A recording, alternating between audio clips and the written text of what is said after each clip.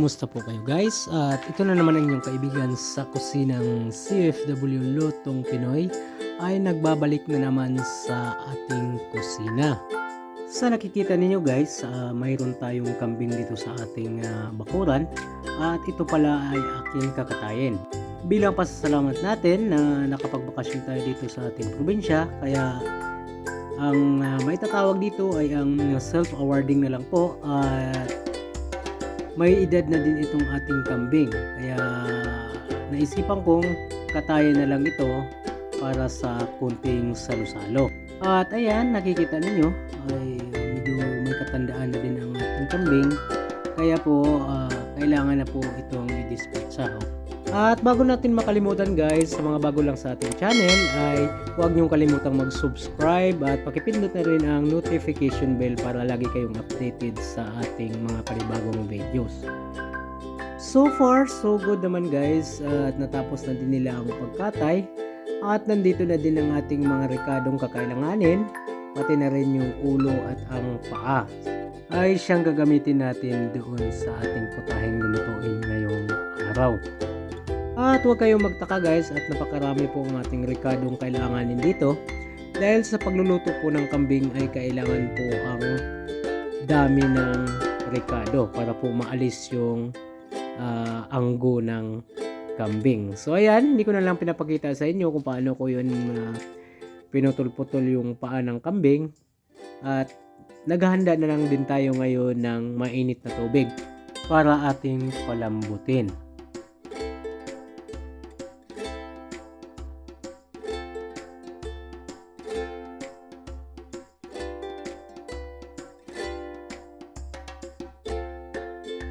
Siya nga pala guys, ang ating kambing na kinatay ngayon ay nandun na sa mga 6 na taon. Kaya kailangan natin ng mahaba-habang oras para dito sa pagpalambot nito dahil wala po tayong pressure cooker. So sa madaling salita ay palambutin natin ito ng dahan-dahan lang. Hindi naman tayo nagmamadali kaya pwede na yung 2 oras o 1 oras kalahati para dito.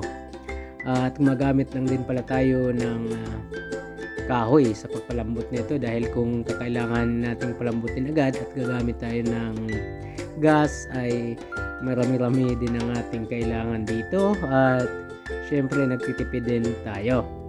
Habang naghihintay tayo at nagpapalambot sa ating ulo at paa ng kambing ay hiwain na din natin ang mga rekadong kakailanganin natin. So isa na dito ay ang sibuyas. So sa nakikita ninyo, ito hinihiwa ko na at huwag nyo lang pansinin ang ating sangkalan na medyo may kalumaan na din.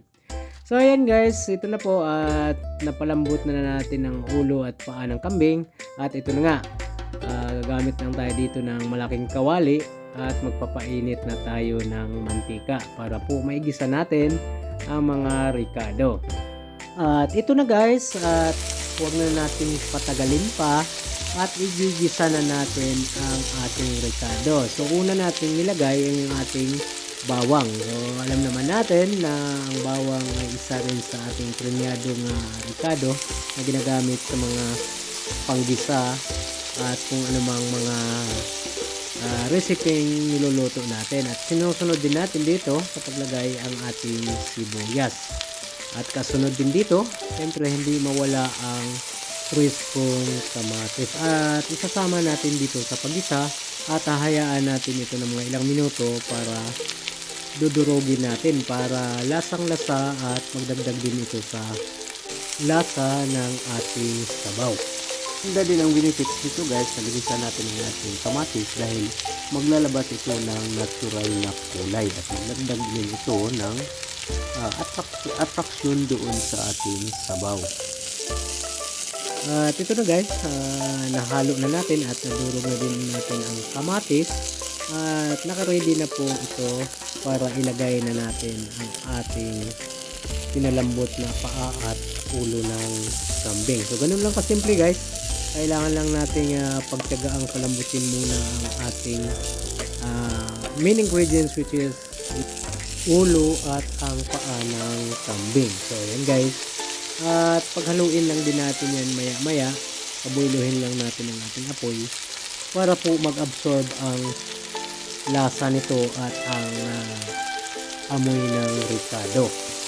At hahayaan lang natin ng ilang minuto to guys, at saka tayo magdagdag mamaya ng tubig para naman po maka-absorb doon sa karne ang lasa ng ating ricado at ang aroma syempre doon sa ating ginisang ulo at paa ng kambing. So ayun na guys, at naka-ready na po yan at pwede na tayong maglagay ng tubig. Sinadya ko rin to guys na medyo marami ang aking isasabaw dito para po mamaya kailangan pa nating magpakulo ng mga 10 minuto at magbabawas pa din po ito. So ito na yung sinasabi ko sa inyo guys, na lumalabas yung natural na kulay galing doon sa ating ginisang kamatis. So ayan, kitang-kita na po natin. Para po makompleto ang ating ricado guys, ay naglalagay din po ako ng preskong gabi. At ito'y magsisilbing pampalapot naman guys doon sa ating sabaw mamaya.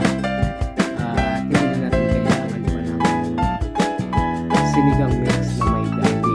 So ayan guys, naglagay na din po ako ng siling haba para po ito'y may bibigay po ito ng kunting anghang. So ayan, titimplahan lang din natin yan maya maya at ilalagay na din natin ang ating mga ricadong dahon tulad ng kangkong at talbos ng kamote.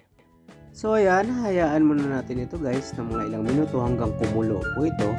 At i-ready na din natin ang ating green leafy vegetables para kompleto ricado na po tayo. At sa tingin ko guys ay naka-ready na po ito at pwede na tayong maglagay ng sinigang mix. At ang ginagamit ko pala dito ay yung ordinaryong sinigang mix lamang dahil mayroon na po tayong gabi na nakalahok doon sa ating sabaw. At sinadya po natin itong ilagay ng maaga ang gabi para po ito ay lalambot. Tamang-tama lang po ang dami ng sinigang mix na aking nilagay at yun ay pasok lang din sa ating preferences dahil hindi din rin maganda kung masyadong maasim ang ating sabaw. So ganyan lang guys. At kunting panahon na lang at malapit na tayong matapos sa ating pagluluto. Pagkatapos nating mailagay ang ating sinigang mix ay isusunod na din natin ang ating asin para po malalaman na natin kung pasok na ba sa ating panlasa ang ating timplada. Ito na guys, simula ng ating matimplahan at pasok na sa ating panlasa ay naglalagay pa din po ako ng preskong kamyas. So ito yung magdagdag ng asim dito sa ating sabaw. So, sa pagkakataong ito ay ready to go na po tayo at tatakpan natin muli ay okay na po ang ating timpla.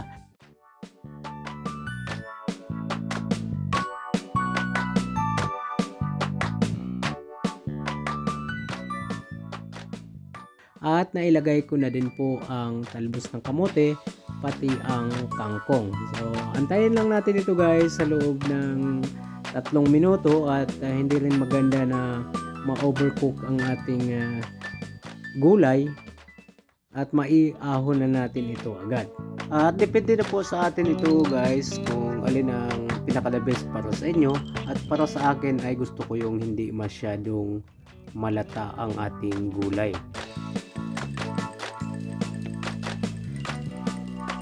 So after a while guys, ito na nga yung ating sinigang na ulo at paa ng kambing at makikita ninyo super inviting din naman ang dating. At once again, ito ang inyong kaibigan sa kusinang CFW Lutong Pinoy ay nagpapasalamat sa inyong pagpatuloy na pagsuporta sa ating cooking channel.